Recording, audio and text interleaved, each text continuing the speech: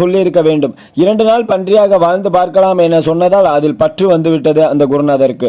ஆம், துறவியின் கதையில் வாழ்க்கையின் உண்மை ஒளிந்திருக்கிறது.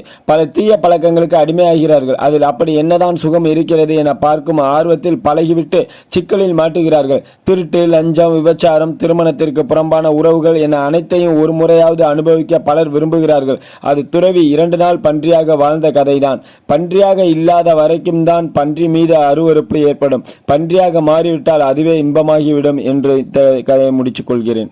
உங்களுக்காக படித்ததில் பிடித்தது. தினமும் நெற்றில் திருநீர், குங்குமம் இடுங்கள். மன அமைதிக்கு உங்கள் நட்சத்திரத்தன்று கோயிலுக்கு செல்லுங்கள்.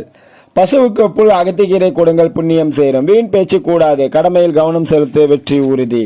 செவ்வாயில் பொருள் வாங்க செல்வம் பெருகும். குழந்தைகள் பெற்றோர்கள் அன்பாக இருங்கள். எல்லா உயிர்களையும் நேசியுங்கள். ராகு கால யமகண்டத்தில் சுப விஷயம் வேண்டாம். விரும்பி வேலை செய்தால் உழைப்பது ஒன்றும் கடினம் அல்ல. வாழ்க்கையில் ஜெயிக்க கோபத்தை விடுங்கள். தங்கத்தை விட நேரத்திற்கு விலை அதிகம். தாய்மொழி, தாய்மதம், தாய்நாட்டை நேசியுங்கள். வரி செலுத்துவது கட்டாயம். தேசிய கீதம் ஒலித்தால் எழுந்து நில்லுங்கள். பயணத்தின் போது அலைபேசியை பார்ப்பதை கண்ணுக்கு கேடு. தினமும் 4 கிலோமீட்டர், அதாவது 55 நிமிடம் நடைபயணம் நோய்க்கு தடை.